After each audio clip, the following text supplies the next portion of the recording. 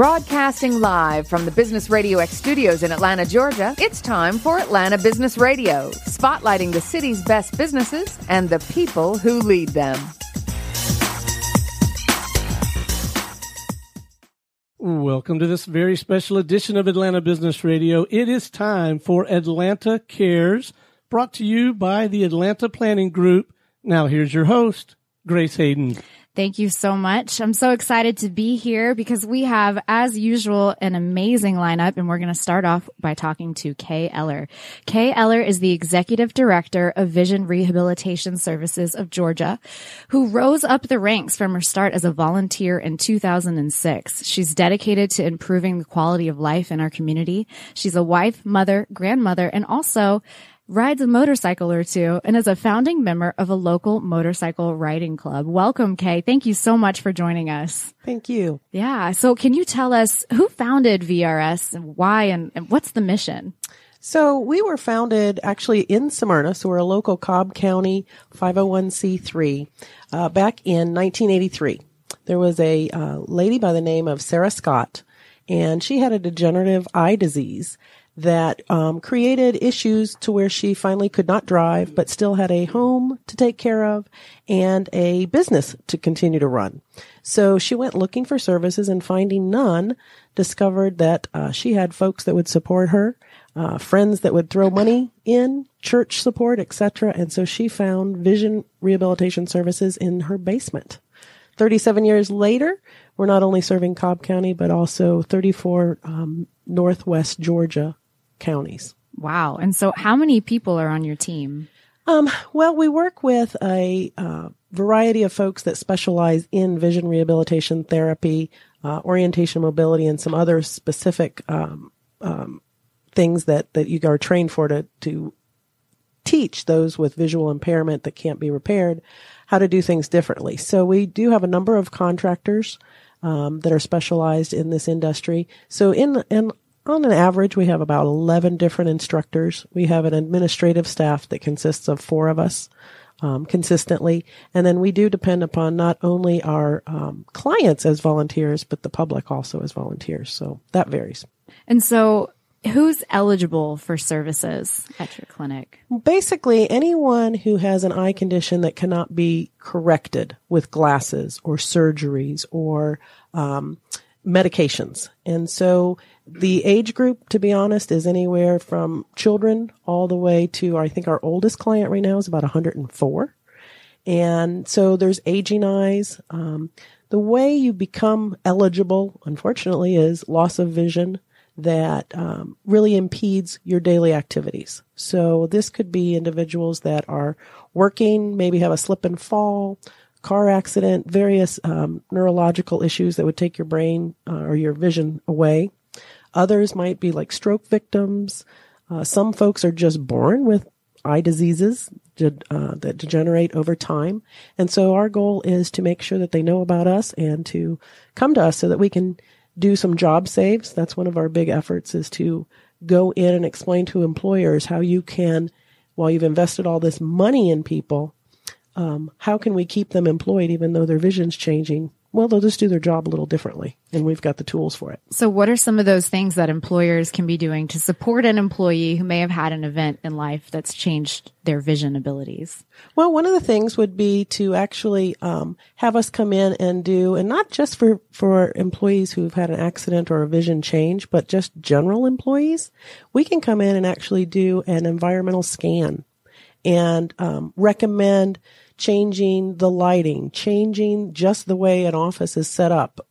If an individual has actually called us in because they are having vision problems and we need to help do a job save, it could be as simple as, instead of the window being to their back and putting a glare on their screen, let's turn it around. So it's really a variety. We also, depending upon how severe the eye condition is, there are tools. So if they did a lot of work on the computer, maybe it's more about teaching them technology that's available, such as screen readers and tools, magnification tools and things like that. So everybody's needs are going to be a little bit different, but the key is that employers, again, they invest so much in an employee. Who wants to lose them just because they need to do it differently? So what are some things you can do on the front end to protect your eyes or get ahead of being proactive with your health when it comes to your eyes? That's a great question.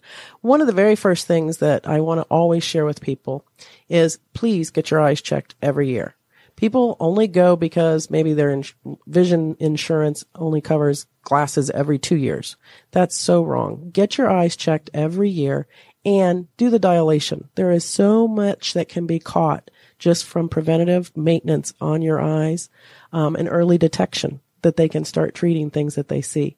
The other would be please wear sunglasses.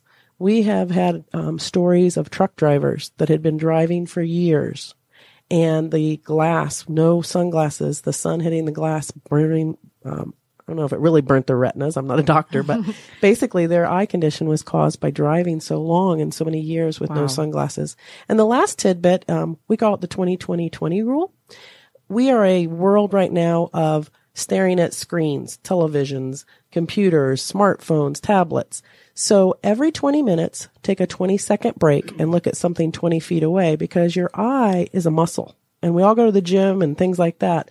So work your eye muscle too. That's good advice. So is that, when you go to the eye doctor, do they do a comprehensive low vision exam? I saw something about that on your website and I thought to myself, I go to the eye doctor, but I don't know that I've ever done that. Well, hopefully you will never need a comprehensive low vision eye exam. It's a special exam done by a specially trained optometrist who has a doctor who has concentrated on low vision. And we contract with specific doctors who specialize in low vision, and it's a totally different exam. Now, you'll come into our office, and we do have a clinic twice a month in our Smyrna office, and once every other month or more, we do a traveling clinic up in Rome. And the key is when you sit in that chair, your exam is really more of a consultative discussion about what are you no longer doing because your eyes aren't what they used to be. And he's going to actually evaluate what tools and what mechanisms do you need? What training do you need? And one of the first things he's evaluating, of course, is safety. So he might recommend some specific training like orientation and mobility, which is a specialized certification for learning how to travel safely in all environments. And it also includes not just learning to use the white cane that everybody's kind of used to seeing with visually impaired or blind people, but also how to use different forms of transportation, how to use what's available in your community and how to get around.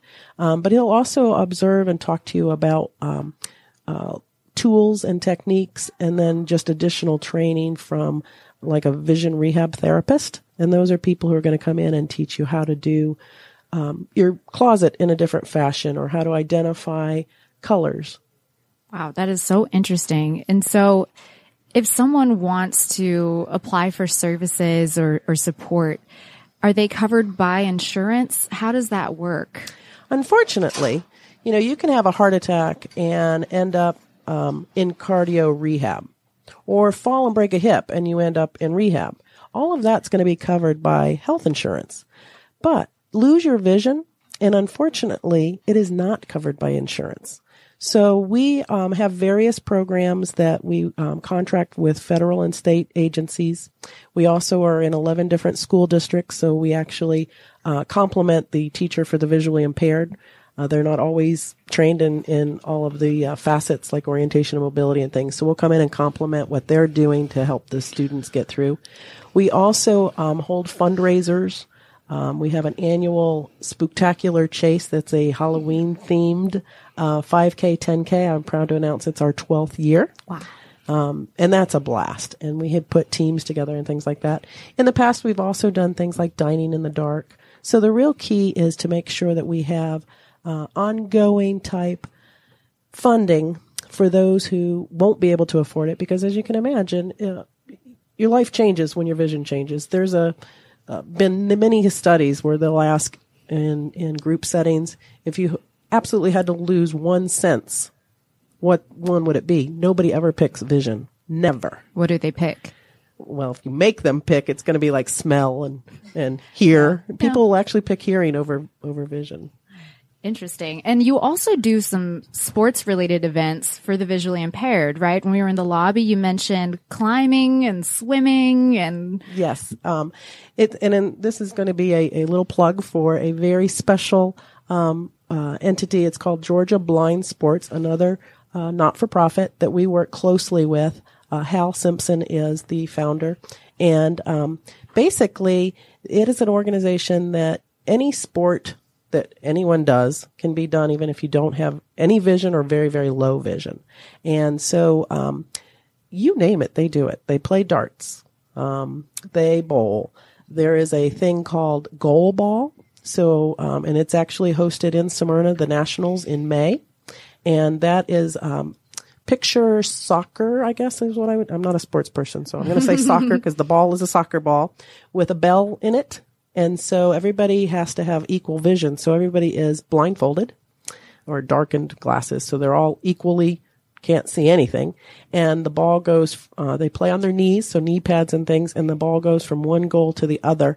And it's all by hearing what that bell's doing. So something cool. Look it up, Georgia Blind Sports. Just Google it. And we'd love to have some volunteers out there in May too.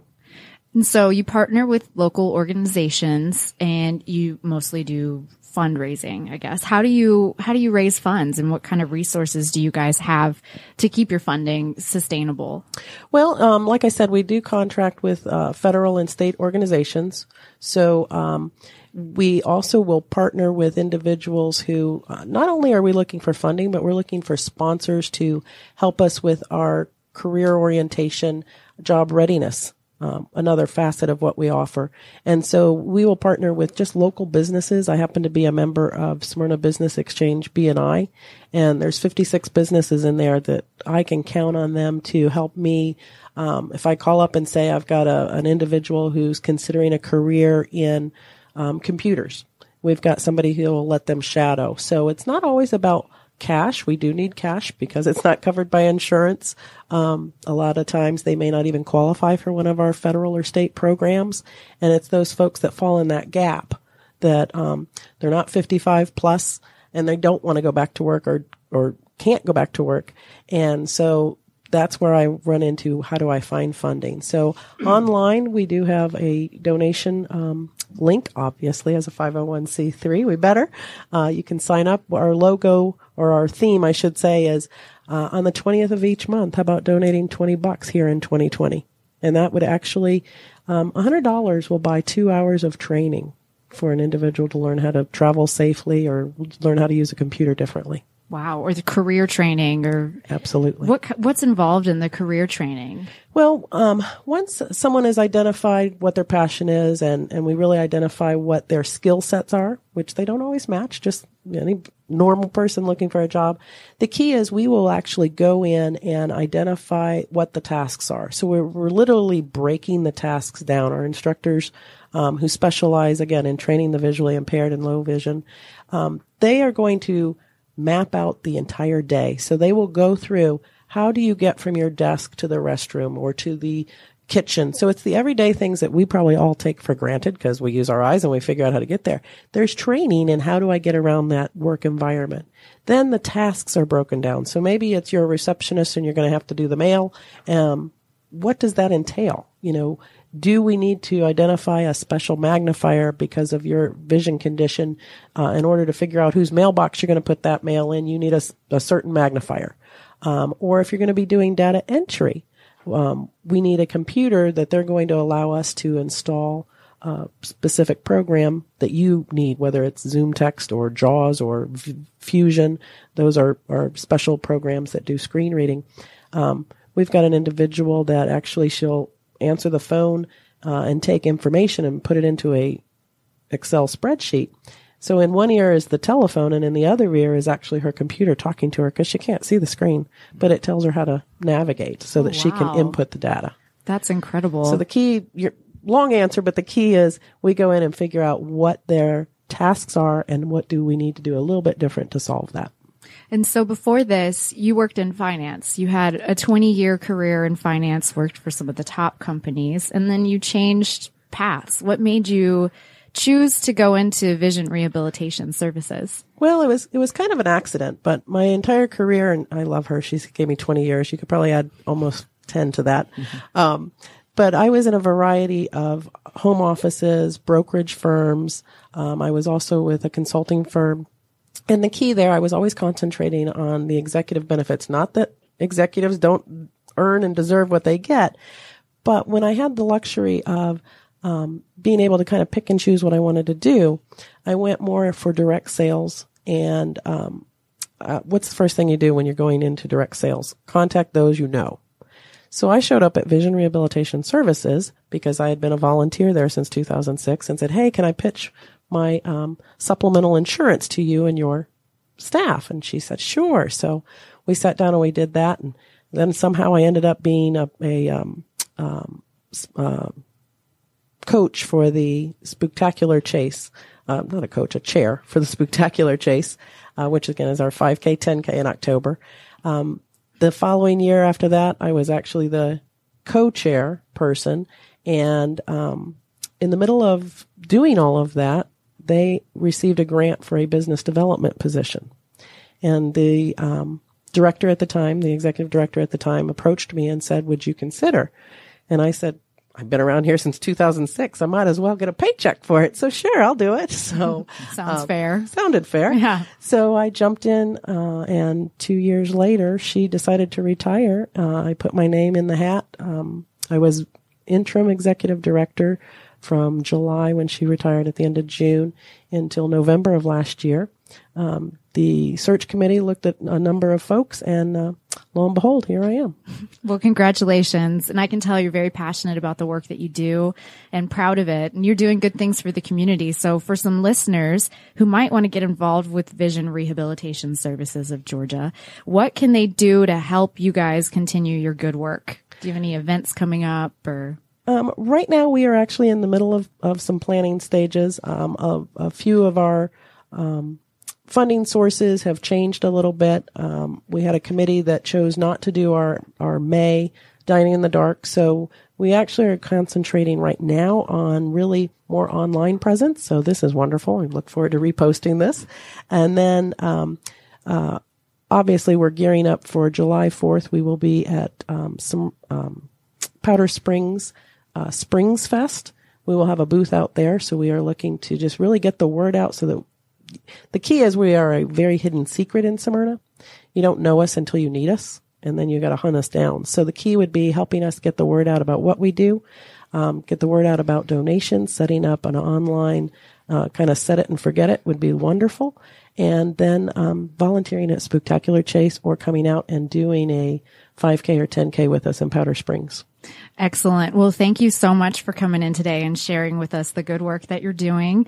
And we've got two more awesome guests. I hope you'll stick around and listen. Absolutely. Thanks for having me. Great. Thank you so much. Next up, we've got Ted Bradford, a community builder and urbanist at heart and through practice. He moved to Atlanta in 2005, got his master's in urban policy studies from Georgia State University. His experience in real estate brokerage and development, as well as his role as the former chief of staff to council member Nadalyn Archibong, led to his wealth of knowledge on the ins and outs of city life and the political market and social forces that shape it. Now he's with Gene, Kansas.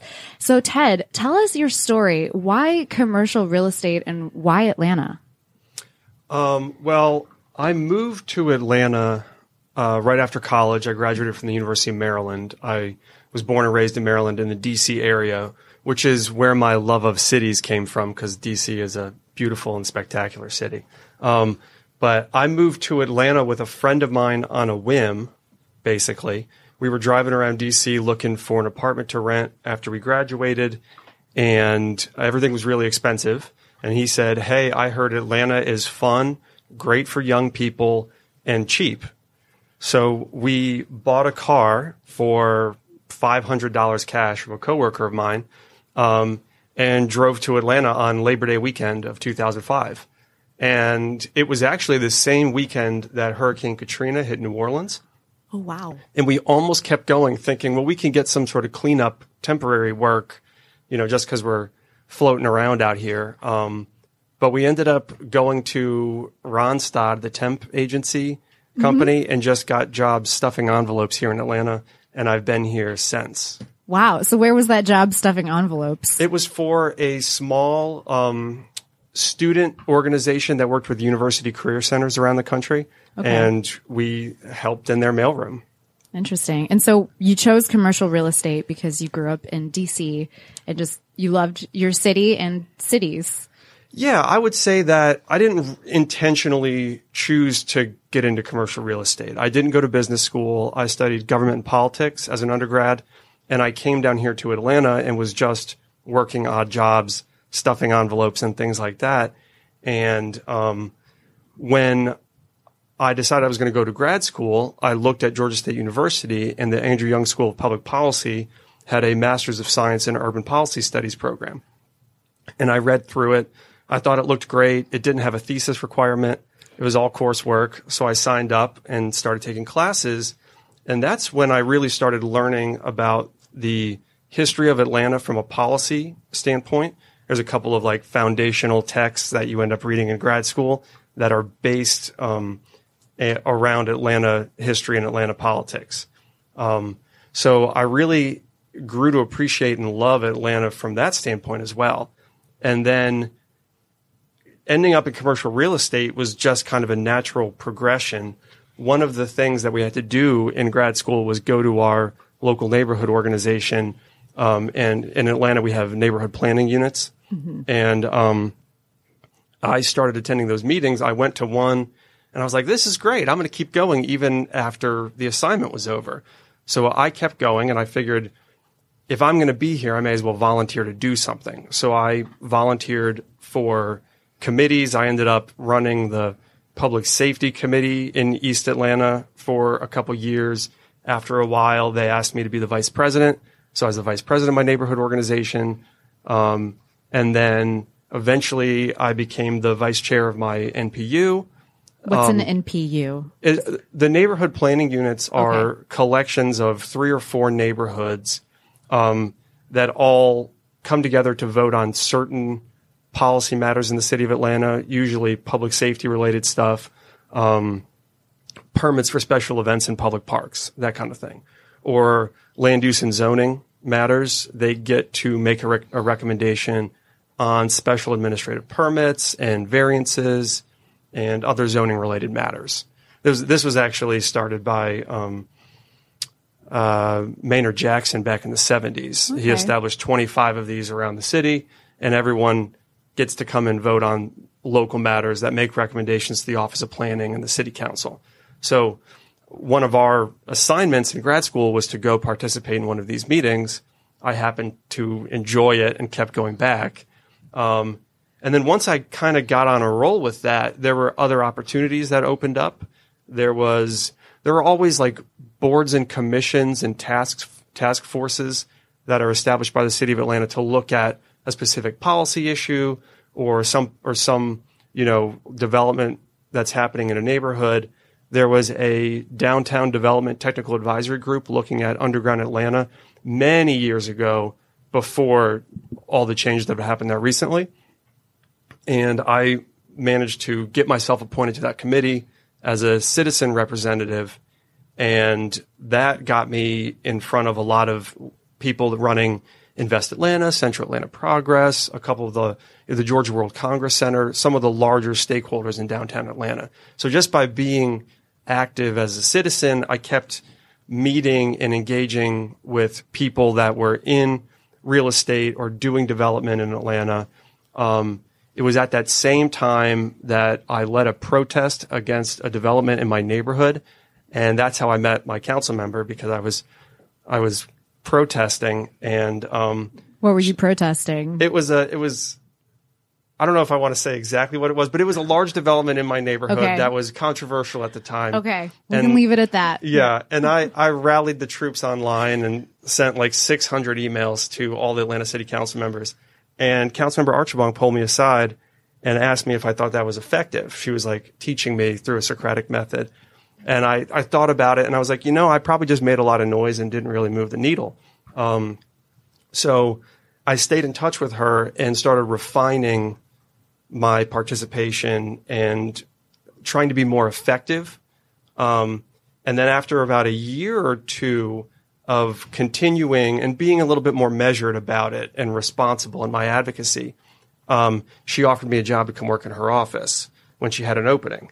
So I jumped at that chance, and that was how I became her chief of staff. In that time, while working for her, I was invited to be on a panel discussion about urbanism, and the moderator of that panel was Gene Kansas from Gene Kansas Commercial Real Estate, which is how I met him. So it was all these natural connections from just being involved in civic life in and around downtown Atlanta. A little bit later, he was doing a development in our district, in District 5, Councilmember Archibong's district, and he had an issue that he needed help with. So we just helped him as a constituent. So I met him again through that. We were able to help him with his problem, had to do with the water meter. It was a pretty easy fix. And then we just stayed in touch, and about a year or so later, he said, "Hey, would you want to come work with me on some of these projects?" And I had never, until that point, never really considered going into business, being in commercial real estate from a business standpoint. I was always on the policy, government, political side of cities. But once you're in that world, it kind of became apparent to me that it didn't matter whether you were on the business side or the government side. It's this public-private partnership, this larger coalition of people, citizen actors, all working together. So to me now, it really seems like a natural progression, and not like I made a big career shift, but really that I'm still participating in the same thing, just playing a different role in the process. Mm-hmm. And it sounds like a goal of yours was to influence culture and the functionality of a city, preserve cultures in your neighborhood. You fought to stop a development. So how does Gene Kansas work as a cultural developer in addition to just commercial? Yeah, so I think the easiest way to describe it is we don't look at real estate transactions as a commodity. We think of them as, building blocks of the city environment that we're all engaged in. So when I think about people making culture in Atlanta, I kind of just think about it as people doing and creating things for themselves and others for its own sake and its own enjoyment.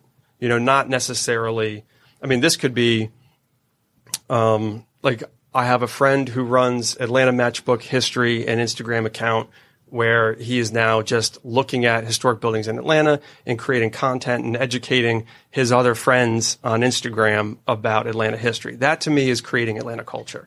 And there are a lot of people that we get to work with that are building companies or doing something creative in Atlanta that are Atlanta based that, everyone needs space. Everyone needs an office. We help them make those decisions. These are usually pretty big decisions for people, whether they're moving an office or building a building or buying a property.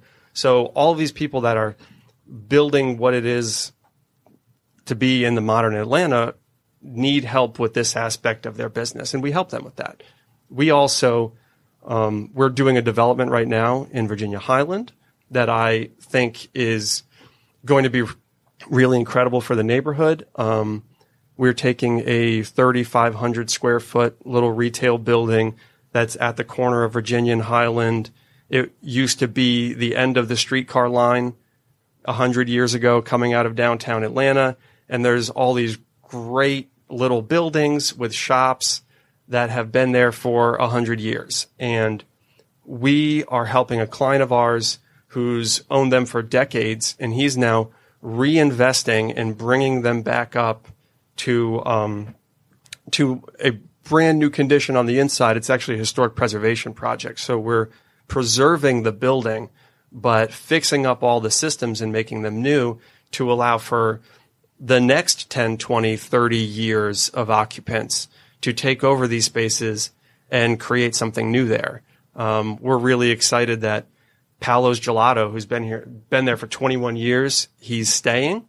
And next to him is going to be a pizza place. That's Pizza by the Slice. It's Anthony from Old Fourth Ward Pizza and Nina and Raffi, who's known as, making the best pizza in Atlanta right now. And now he's going to come and open just a neighborhood pizza place, pizza by the slice on the paper plate, the classic neighborhood pizza joint. And it's an incredible opportunity to get to create that for a neighborhood, to think that some kid who's growing up in Virginia Highland right now, when he thinks of that local pizza place in his neighborhood, we help put that there, which is an incredible feeling. And it's a lot of fun to get to participate in that for the city of Atlanta. Yeah, you're participating in Atlanta history and landmarks that they'll talk about when they're old to their grandkids. Like, I went on a first date with your grandma to the gelato place. Exactly. We got a slice of pizza and then went next door and got gelato. And now you're here. Yeah, exactly.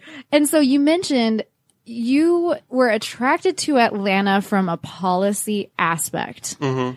When I think of Atlanta policy, I think of MARTA not expanding. I think of traffic and how we need to address that. So educate me. What is it about Atlanta policy that for you was something that you thought, yes, I'm interested in this. I want to study at Georgia State. I'm learning about this. I enjoy it and I want to get involved in this.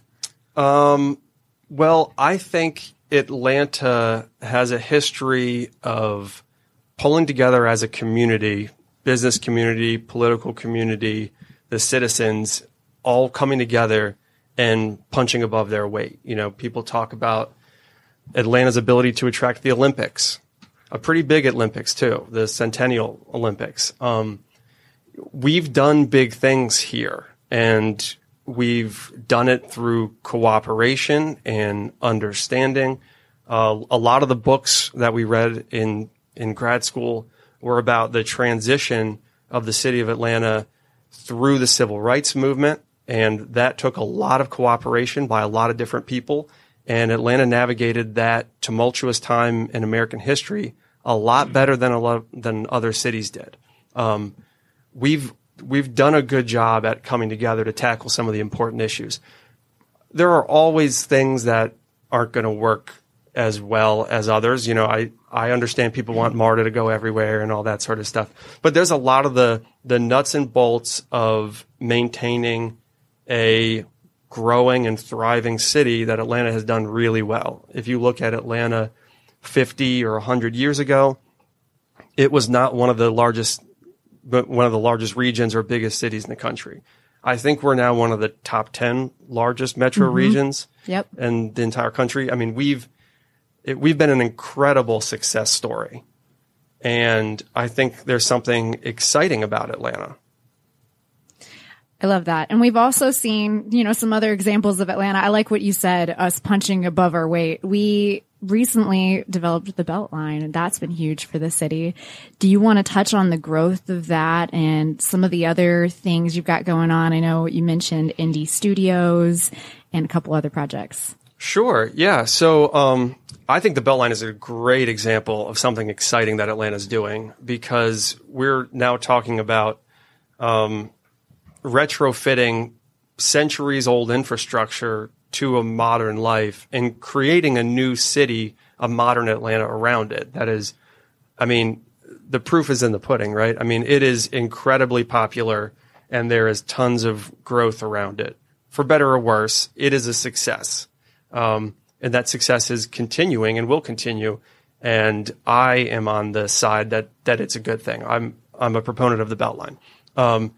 And one of the exciting things is that it's going to continue north of Piedmont Park to a neat little area that we're doing a lot of work in, the Armour-Otley Loop. I think people are primarily familiar with it because Sweetwater moved there many, many years ago. Yeah, everyone in the room's like, oh, yeah, okay. Yeah, so where Sweetwater Brewery is, there's a great little loop that used to be a railroad spur with a bunch of warehouses on it back in the 40s and the 50s. And it was a place of making and doing an industry in Atlanta based on this old piece of infrastructure. And like the idea of the Beltline in general, the same thing is happening in this neighborhood where this old rail corridor is now being converted to the modern Atlanta. So all of those old warehouse buildings are being adaptively reused, is what we call that, into incredible office spaces for engineering and design and tech companies and software developers. The folks we work with over at Cinemassive build these massive display walls, and they build the computers and write the software that power them. And these things are in like large weather centers and command centers across the globe. And it's incredible technology, and it's being built right here in Atlanta across the street from the Sweetwater Brewery. And they have assembled a little campus of buildings that we're helping them to redevelop and reposition. One of them is Indie Studios, which is a continuation of our shared space developments that we've been doing. We have one downtown on Auburn Avenue called Constellations that is focused on civic and socially based organizations. Since we are on Auburn Avenue, and it is the epicenter of civil rights in Atlanta, and it has a history of that and a legacy of civic and socially based organizations. Our development there was to create a shared space for civic and socially based organizations in Atlanta now. So it's the same model, but Indie Studios is going to be in a more tech engineering design area. So it's going to be shared space that reflects that community around it. So it's going to be about design and engineering and technology. Very exciting. And so if somebody listening right now is about to move offices and wants your insight or maybe just your consultative advice on a project, how can they find out more about you and your business? I would say the easiest thing is to go to our website. You can go to genekansas.com to learn about the brokerage business. And if you're interested in Indie Studios, the website is Indie Becomes You, INDIE, indiebecomesyou.com. And both have tons of information, good stories about some of the projects we've been involved in to help you get an understanding of the other kinds of projects we do. And there's a way to contact us as well. Excellent. So we've got one more guest. Thank you for your interview. Sure. I hope you'll stick around and listen. Great. Next up, we've got Jamine from Skylar Security. It's emerging as an innovative leader in the industry of privately owned security companies by offering the next generation of services to customers in Metro Atlanta and throughout the United States. Thank you so much for joining us. I'm happy to be here. I'm excited you could make it. I know the traffic, we were just talking about it, but it was painful, but we got here safely.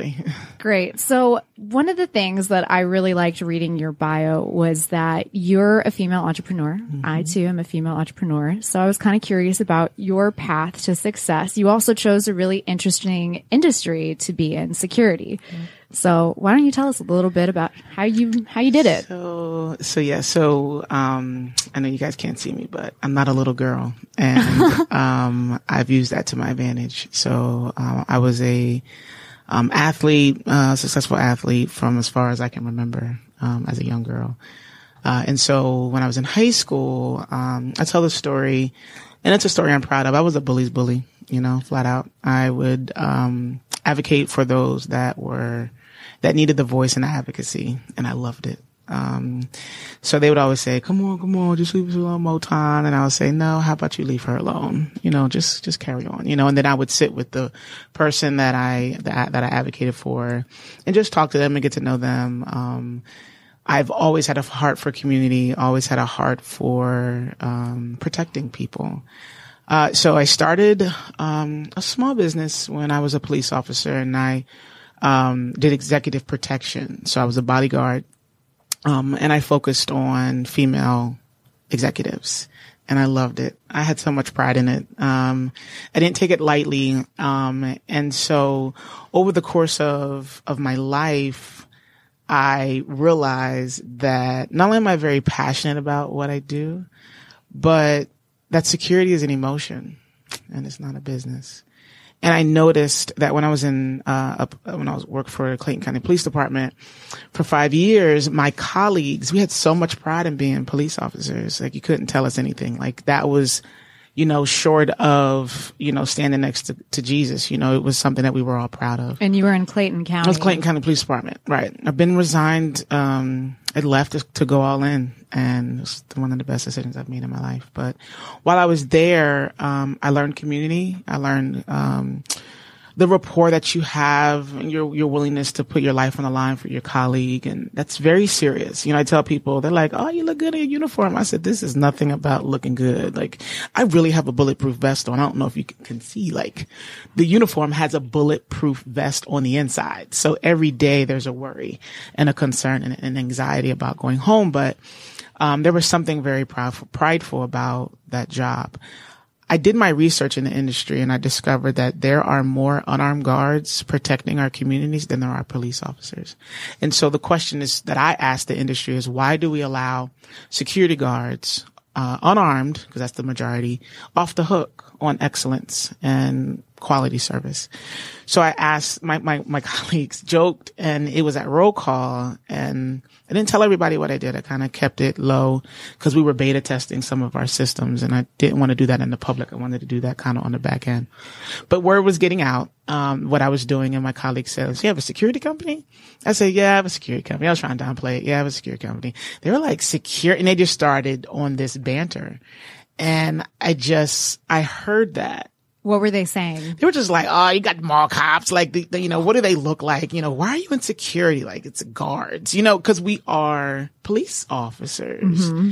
and guards, security guards are of a lesser, if you can imagine. Mm-hmm. So I saw that as an opportunity. I heard that. I heard them, but I heard them. And so I said, how about this? I was like, I'm going to focus my business on developing the unarmed guard. The same way police officers are developed in the academy, that same level of excellence we have on our guards.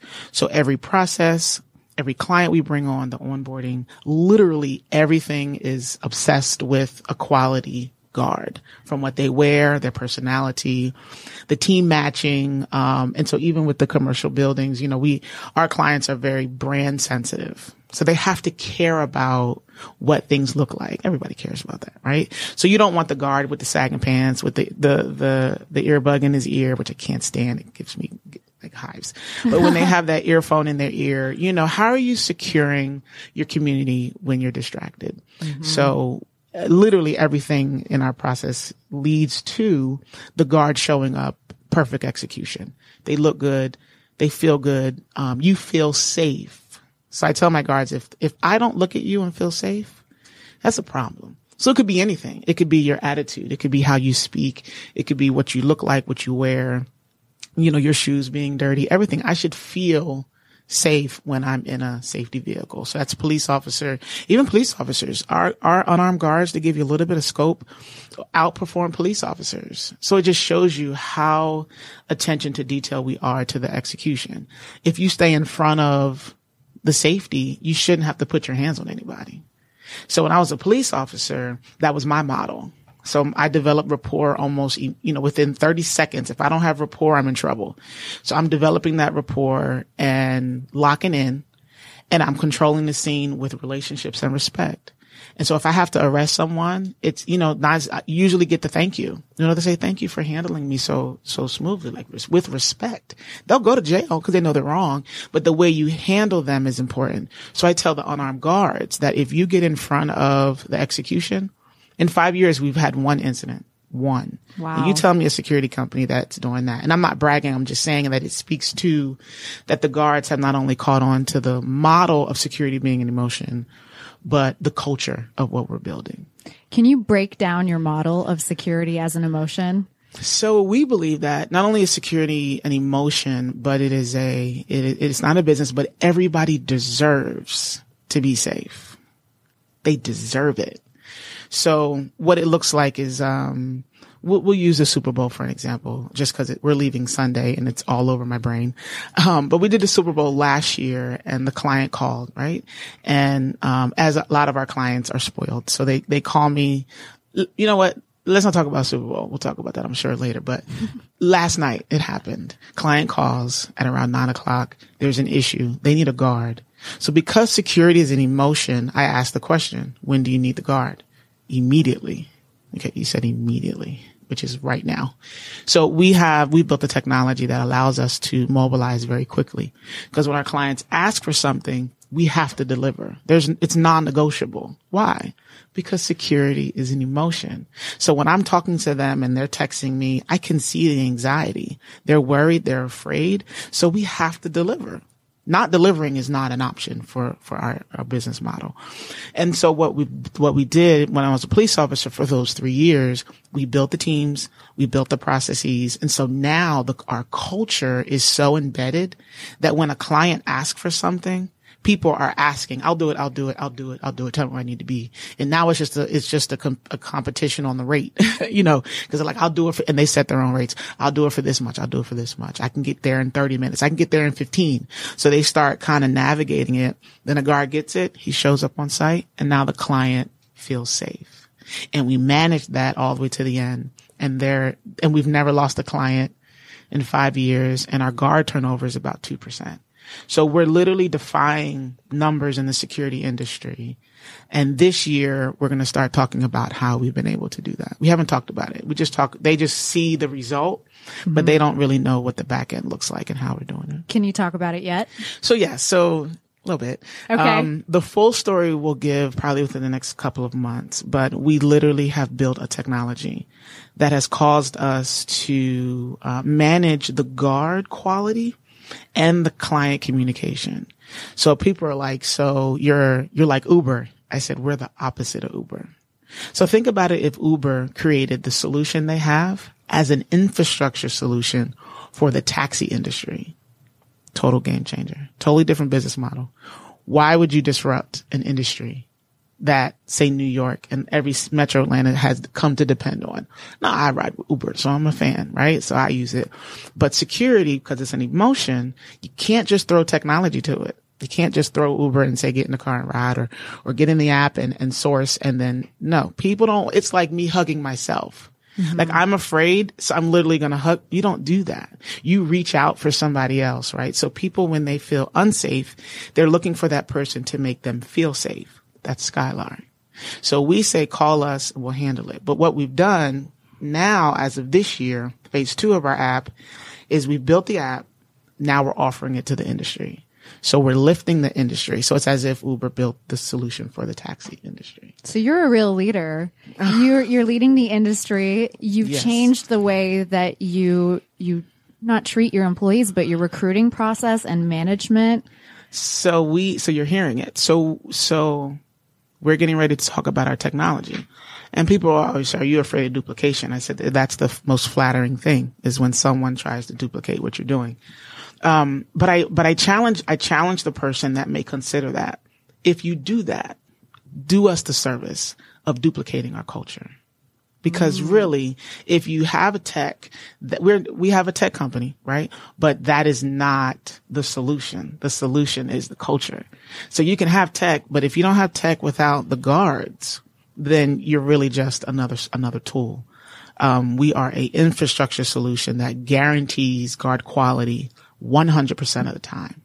And if they are not on point, then we have a problem. And so that's when we kick guards out, and we don't have an operations manager. The technology manages everything for us. And the guards are now used to that level of engagement. They pick their shifts, they set their rate, they manage everything. So we accommodate the guards and we accommodate the clients. And so you brought up Uber. One of the things about Uber that kind of scares people is you don't know who you're getting into a car with. Right. So how do you recruit your guards? Good question. Referrals only.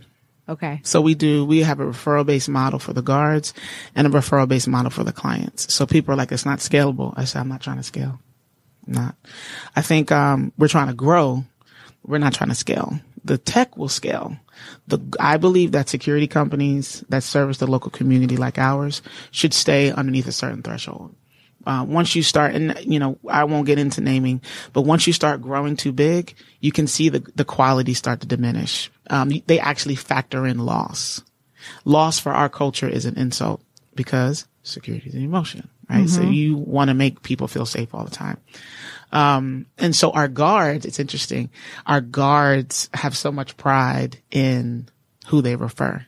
So like the other day, one of my guards who never refers, she referred someone, she called me, she was like, look, I just want you to know that I'm referring this person and I never refer. And I told her that she represents me. And if she doesn't perform well, that I'm going to, they take a certain level of ownership. And I love it. It's just natural. And these referrals are on point. I mean, they're really, really good. And I don't have to say a lot. I set the tone. I set the bar really, really, really high. They meet or exceed it.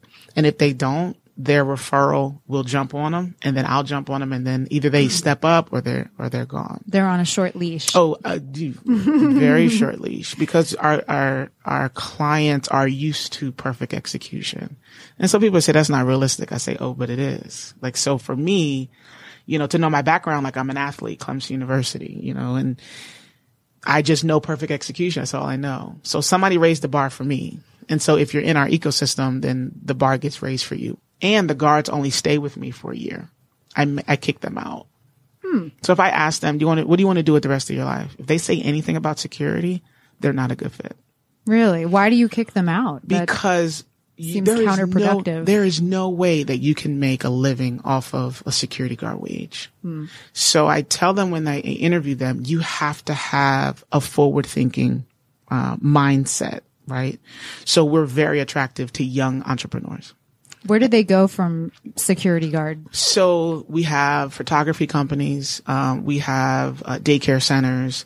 We have consultants. And so what my job is as their CEO is to take them from where they are to their purpose, not security. Now, if you can do security, you can almost, like policing. If you can police a community, you can almost go in it's transferable skills.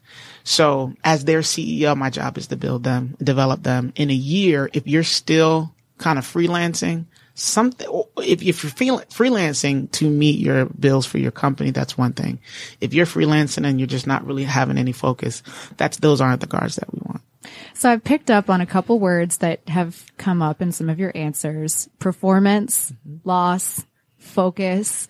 You said you're an athlete, but I think you're being kind of modest. You were on an Olympic team. I was, 2004. So do you apply some of the knowledge you gained being on a team and working as a team, keeping the bar high, not losing, and you apply that to your business? So yeah, you got it. So you're hearing all my little nuggets that I don't talk about. So, I did an article recently with a Clemson community magazine, and they asked me that question. How much did Clemson attribute to your success? And I said it's my secret. My work ethic is out, and I teach them that same work ethic. The same way the coaches raise the bar, I raise the bar for them. So I don't do well with excuses, and that has caused me to have a standard of excellence almost every single time. So it is literally my training regimen. And I said, shoot, if I did it and was successful, I don't think my muscles may be a little stronger than the average person, but we could develop that. I feel like everybody should have a shot. And a lot of these guards look at me in the interview they say goosebumps, and some of them get emotional because in an interview, has an employer ever asked you, what do you want to do with the rest of your life? If you ever had $1 million and all the time in the world, what would you be doing? And I just sit there and I wait for the answer. And they look at me like, or some people know the answer. And some people are like, no one has ever asked me that. So I said, so for the next couple of months, I want you to think about that answer. And then when you get it, call me, because I want to help you there. And being inside of this ecosystem should be forwarding, progressing, because when I was an athlete, nobody made it easy for me. So, and I am a byproduct of that kind of an unrealistic expectation. And every time my coaches set the bar, I exceeded it. So national records, and I was 7-time Hall of Famer. I was standing up on the stage at Clemson and I was just like, wow, this is my life. I had no idea. I was like, man, I wish I knew I was that good back then. but I just wasn't conscious. And so I said, you know what? I'm not anybody extra special. Somebody just was around me during those pieces where I was getting, feeling like I was going to be unsuccessful, and they just pushed me back up. I didn't always like my coaches. And so I use a lot of that in my business. And even when I have to have a conversation next week, I tell them I'm not going to make it easy on you. I'm sorry. And if this is too much for you, then, I can accept that this is not an ecosystem for you.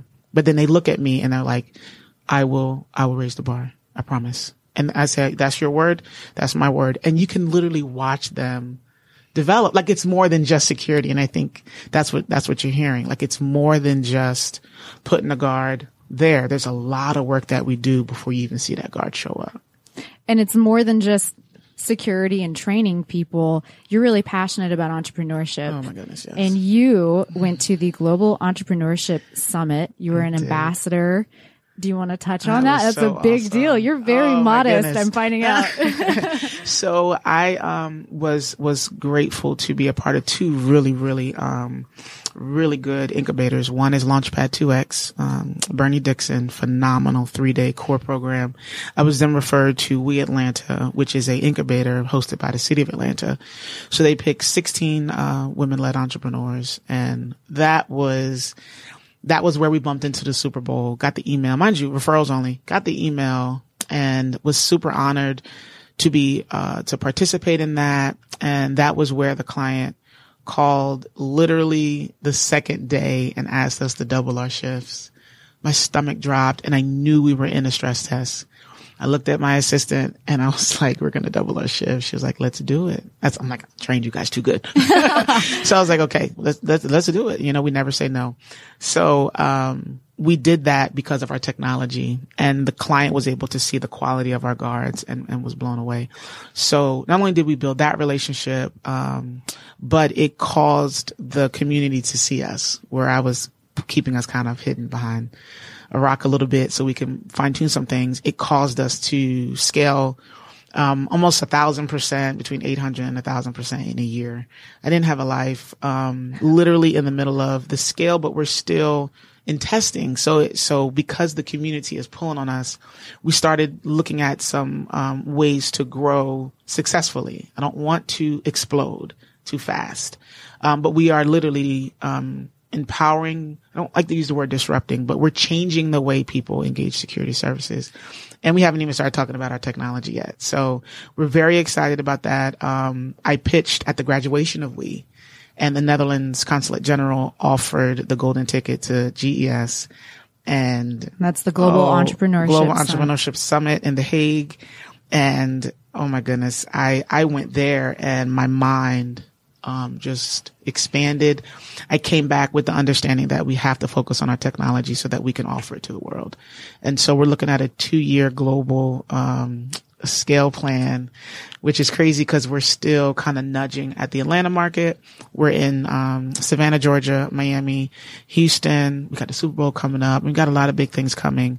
But we feel like this is the year because now we're going to be able to talk about that infrastructure solution that not only is helping us, but that we're going to offer to the industry as well. Well, I'm excited to hear about it. And if someone out here listening needs you for an upcoming event or to secure their office, where can they find out more about you? So go to our website. We're on all social media platforms. I keep my eye on all of them.